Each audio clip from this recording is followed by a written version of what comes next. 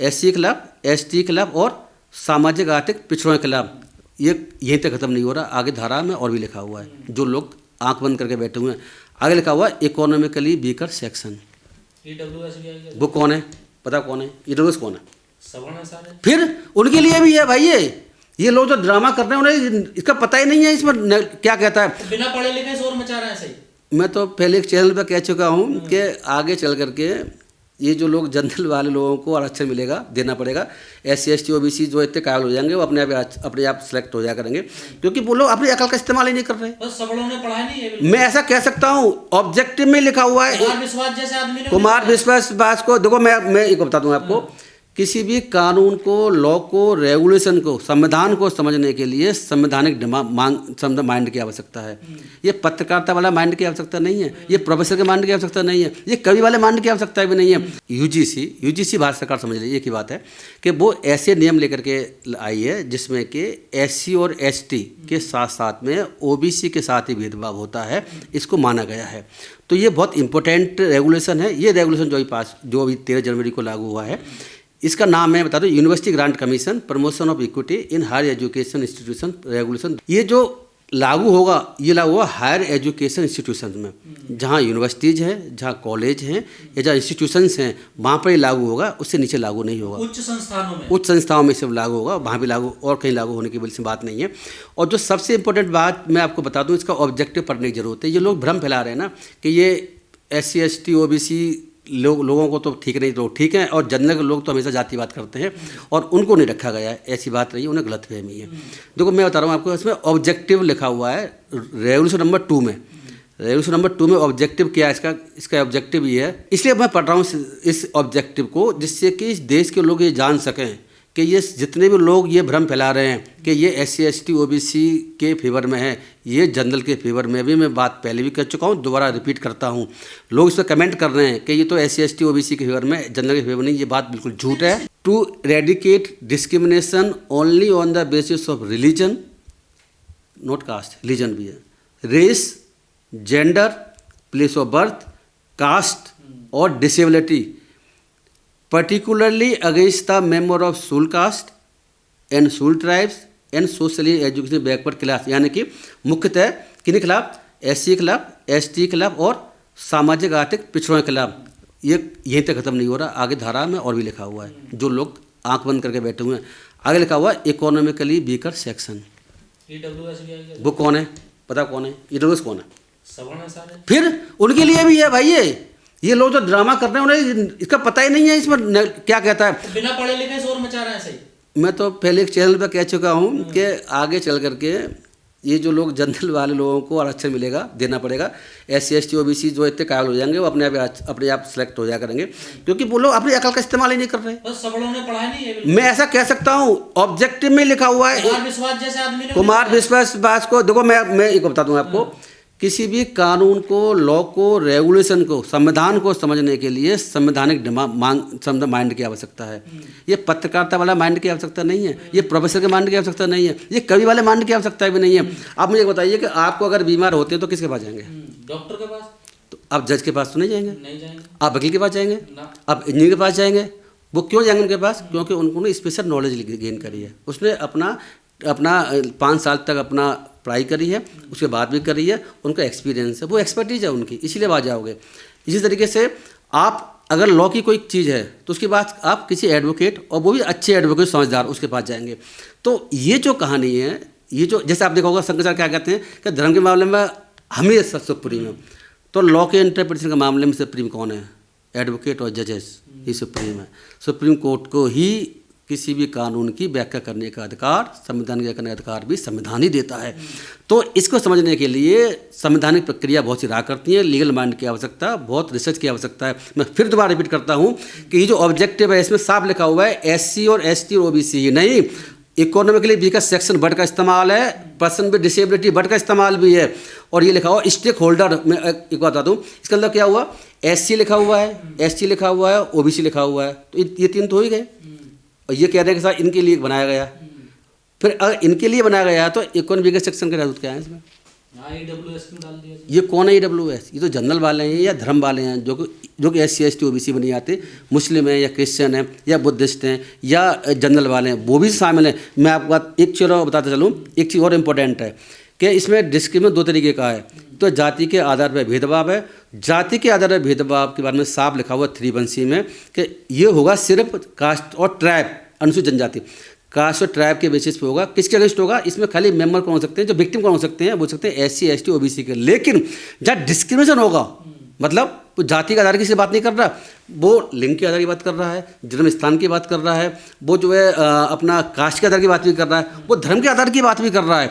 तो उस स्थिति में जब ये डिस्क्रिमिनेशन होगा तो वो किसके अगेंस्ट होगा? वो होगा स्टेक होल्डर के अगेंस्ट। वो SC ST OBC के अगेंस्ट की बात नहीं कर रहा। स्टेक होल्डर में SC आते हैं, ST भी आते हैं, OBC भी आते हैं, जनरल वाले भी आते हैं, ये लिखा हुआ है इसमें, सभी आते हैं। तो इसीलिए ये भ्रम फैलाया जा रहा है बिना इस कानून को, बिना रेवोल्यूशन की बारीकियों को समझे हुए।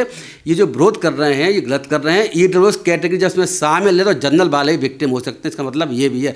तो ये सब झूठ चल रहा है। जैसे आपने कुमार विश्वास की बात करी, मैंने बहुत सी और भी देख रहा हूँ। इन लोगों को मुझे लगता है किसी एडवोकेट की राय लेने की ज़रूरत है, अदरवाइज दुनिया भर भ्रम फैलाने की आवश्यकता नहीं है। मैं ये कह सकता हूँ। जरूरत क्यों पड़ी सर बनाने की? जरूरत इसीलिए पड़ी क्योंकि पूरे देश भर में लंबे समय से, आपसे नहीं बोल, लंबे समय से जाति के आधार पर और अन्य आधारों पर भेदभाव चल रहा था। स्टूडेंट के साथ में, टीचर के साथ में, स्टाफ के साथ में, इवन BC के साथ में भी।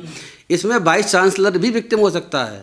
इसमें ये नहीं है कि स्टूडेंट के लिए, ये स्टूडेंट के लिए नहीं है, स्टूडेंट के साथ साथ स्टाफ के लिए भी है, वाइस चांसलर के लिए भी है, और बाकी नॉन स्टाफ है उनके लिए भी, सभी के लिए लागू है।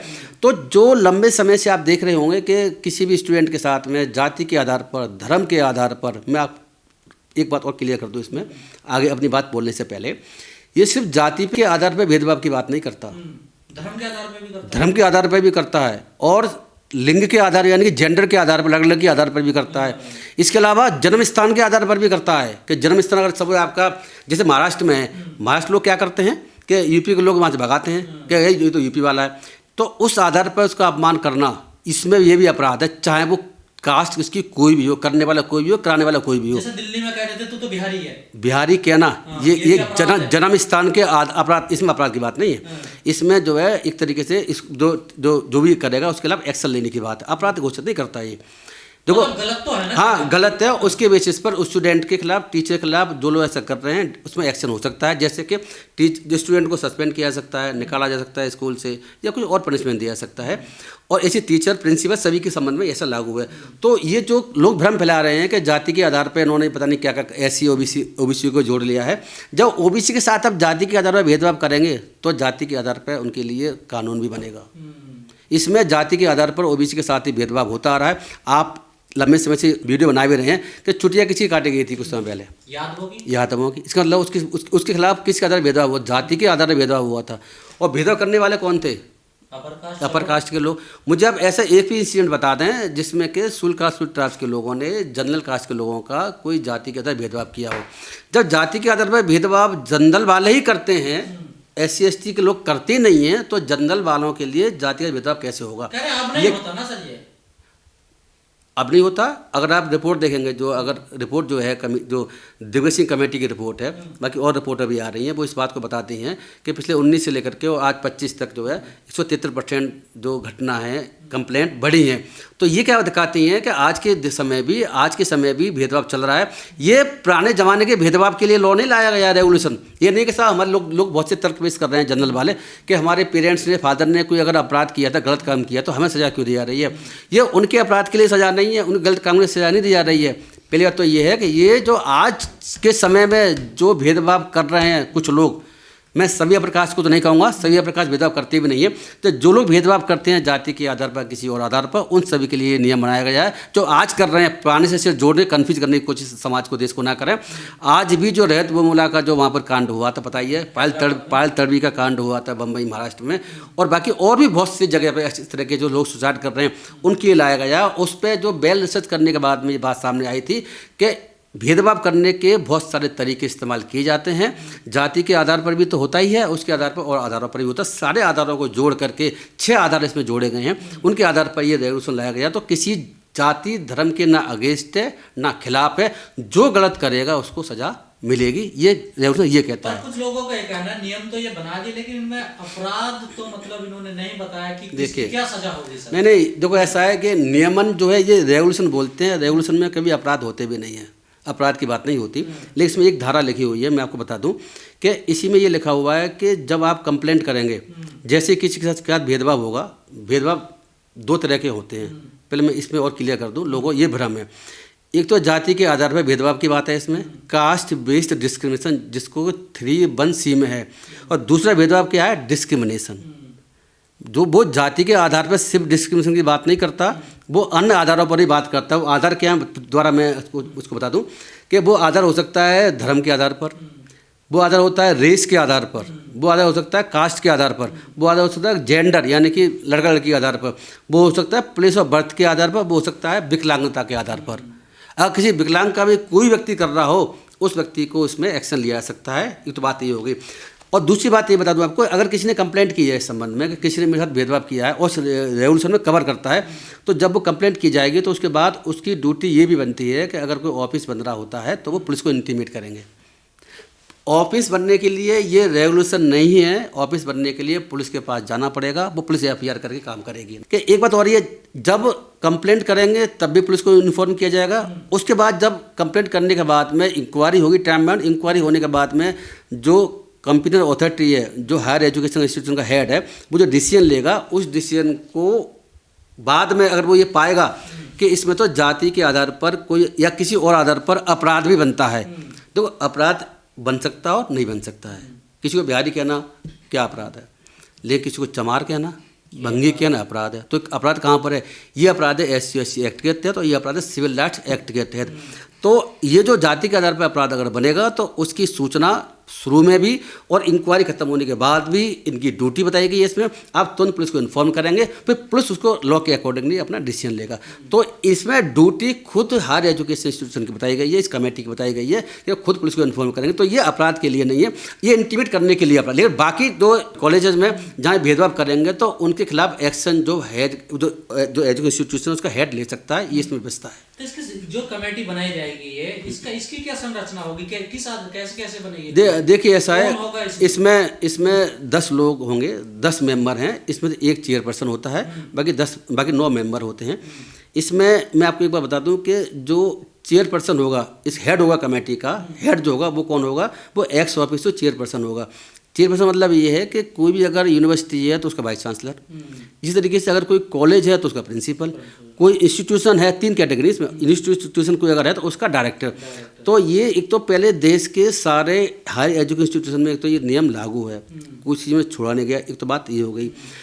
तो अब ये जो हेड बनेंगे, ये हेड एक तो वो होगा जो उसका वाइस चांसलर हो गया, दूसरा क्या होगा 3 प्रोफेसर होंगे या सीनियर फैकल्टी में होंगे, वो उसके मेंबर बनेंगे।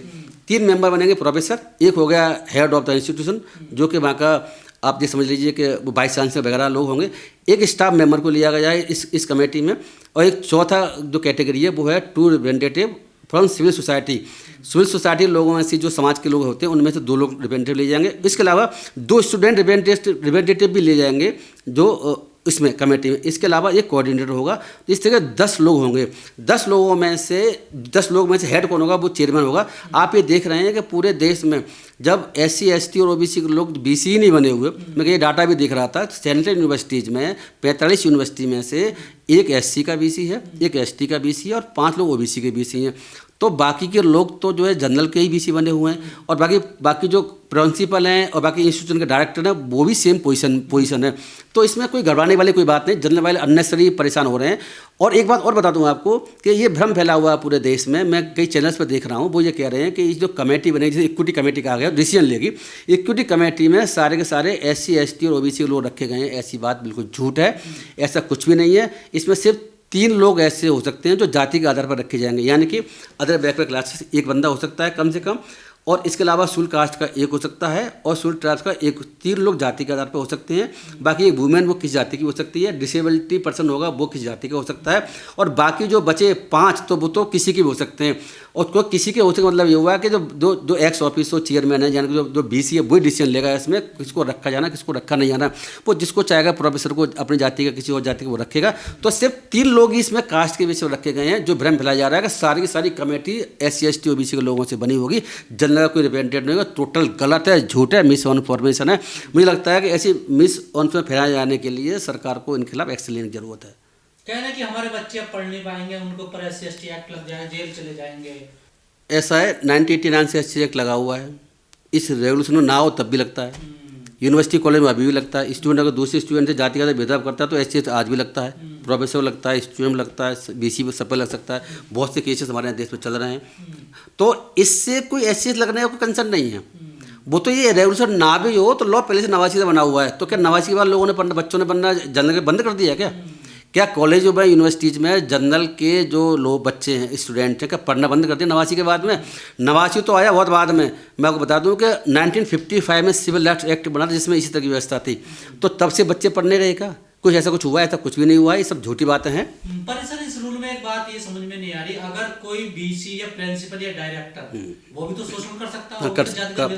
उसमें कौन कार्रवाई करेगा? देखिए इसी मैं आपको बताता हूँ, क्योंकि वैसे तो इसमें हेड ऑफ इंस्टीट्यूशन जो होगा वो एक्स ऑफिस चेयरपर्सन होगा। यानी कमेटी का मुख्य कौन होगा? उस इंस्टीट्यूशन का हेड, यानी कि जो कमेटी बनेगी उसका वाइस चांसलर उसका हेड होगा, अगर यूनिवर्सिटी की बात है तो ये समझ लीजिए। लेकिन अब ऐसा हो सकता है कि वाइस चांसलर ही कास्ट के आधार पर आधार पर डिस्कशन कर रहा है, तो फिर क्या होगा? फिर क्या होगा? इसी में लिखा हुआ है। इसमें रेवोल्यूशन नंबर 8 है, इसका 8 नंबर का रेवोल्यूशन कहता है कि the procedure in case of an incident of discrimination, अगर भेदभाव होता है, किसी इंसिडेंट होती है तो उसका प्रोसीजर क्या हुआ।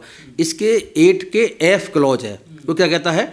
In the event any complaint is made against the head of institution, मतलब अगर कोई कंप्लेंट इस रेवोल्यूशन के तहत हेड ऑफ इंस्टीट्यूशन BC के अगेंस्ट प्रिंसिपल अगेंस्ट की जाती है तब क्या प्रोसीजर अडॉप्ट होगा। ये लिखा हुआ था meeting of the equity committee shall B chaired by, तो जो इक्विटी कमेटी बनी जो डिसीजन लेती है इसमें उसका चेयरपर्सन कौन होगा? Coordinator of the EOC। फिर वाइस चांसलर के अगेंस्ट कंप्लेंट है या किसी प्रिंसिपल के खिलाफ कंप्लेंट है या किसी डायरेक्टर के खिलाफ कंप्लेंट है इंस्टीट्यूशन में, तो उस स्थिति में ये तीनों लोग उस कमेटी के चेयरपर्सन नहीं होंगे। EOC जो एक का कोऑर्डिनेटर होता है वो उसका चेयरपर्सन होगा। आगे वो भी लिखा हुआ है चेयरपर्सन के बाद में फिर क्या होगा? अगर कमेटी रिपोर्ट भेजती है तो किसको भेजेगी? वो BC को नहीं भेजेगी। BC तो उसमें खुद ही जो है एक तरह से वो गलत काम कर रहा है, तो उसकी रिपोर्ट जाएगी। The end report of the equity committee shall be forwarded to the next higher authority of the head of the institution, मतलब जो इंस्टीट्यूशन का हेड है BC का ऊपर कौन हायर अथॉरिटी है वहाँ जाएगी, मिनिस्ट्री के पास या कोई और अथॉरिटी जिसके पास जाएगी। वो अथॉरिटी कौन होगी? वो इस रूल से गवर्न नहीं होगा। इसमें एक बात बता दूं, इसके अलावा इसमें दूसरा एक एक्ट और लगता है, उसको पूरा पढ़ने के बाद दोनों को समझने के बाद में तब पता चलता है कि मतलब क्या है। देखो इसमें लिखा हुआ है, इसमें रेगुलेशन नंबर 3 का है, इसमें 3.2 ये कहता है कि जो वर्ड्स और एक्सप्रेशन जो इसमें इस्तेमाल किए गए इस रेवोल्यूशन में लेकिन डिफाइन नहीं किए गए हैं, तो वो कहाँ डिफाइन किए गए हैं, कहाँ से लिए जाएंगे? वो लिए जाएंगे जनरल क्लॉजेस एक्ट 1897 1897 के कानून है, उसके तहत जब परिभाषा वहाँ से ली जाएगी। इसके अलावा जो है इसमें लिखा हुआ है, हाँ बस ये वहाँ से ली जाएगी। तो कहने का मतलब ये है कि जो इंस्टीट्यूशन का हेड और वाइस चांसलर कोई भी इसमें रेवोल्यूशन के तहत जाति आधार पर क्या भेदभाव कर रहा है तो वो तो मीटिंग की चेयर नहीं करेगा, यानी कि वो चेयरपर्सन नहीं होगा, नंबर 1। वो होगा एक दूसरा कोऑर्डिनेटर। उसके अलावा उसकी कमेटी की रिपोर्ट भी उसके पास नहीं जाएगी, वो जाएगी उससे ऊपर, मुझे लगता है कि सेक्रेटरी या किसी और के पास जाएगी, उसके पास नहीं। तो इसीलिए इसमें बिल्कुल निष्पक्षता के साथ में किसी तरह बायसनेस ना हो जाए, ऐसा तो कभी हो नहीं सकता ना। ये हमारी सरकार UGC को पागल थोड़ी बैठी हुई है कि जिसके खिलाफ कंप्लेंट है उसी चेयरपर्सन बनाया सकता है, ऐसा संभव ही नहीं है, तो लॉ के अगेंस्ट हो जाता। तो उसका ध्यान रखा गया। विरोध तो बड़े पैमाने पर हो रहा है, मजिस्ट्रेट तक वो दे रहे हैं अपना इस्तीफा इस मामले को लेकर। सर अरे कुछ नहीं, ड्रामा कर रहे हैं वो लोग, कोई इस्तीफा नहीं दे रहे। उनको तो मैंने देख रहा था किसी और बहुत सारी चीज़ों के वजह इस्तीफा बात कर रहे हैं वो। कोई कह रहे हैं शंकराचार्य का ऐसा हुआ है, कभी कह रही है ये कुछ नहीं है, उसका पॉलिटिकल स्टंट है, वो कुछ नहीं। मैं ऐसे इस्तीफे को कुछ नहीं मानता हूँ। आप ये देखेंगे आगे चल करके पता चल जाएगा इसका इस्तीफा जो क्यों दिया गया, उसके पीछे कोई और रीजन नजर आ जाएगा आपको। अभी आप आगे चलने दी इस कहानी को तो पता चल जाएगा ये सब बेकार की बात है, कोई इस्तीफा किसी ने दिया हुआ है।